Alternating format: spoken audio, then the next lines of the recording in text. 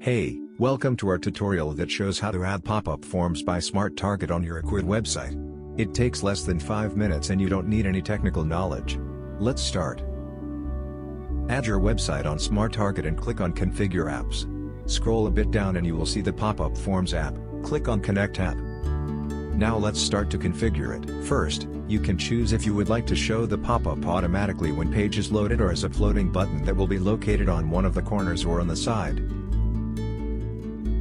If you picked the floating button, you can choose the style of the button, the call to action text, colors, etc.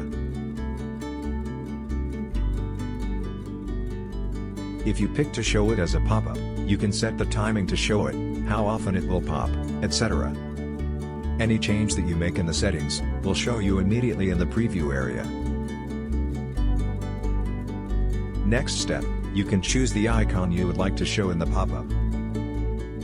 You also have the option to show an image if you would like. You can also show text only by choosing none. The last option is to choose which information you would like your customers to fill in the form. Pick which field is mandatory or optional and add as many fields as you want. For example, you can ask for a phone number.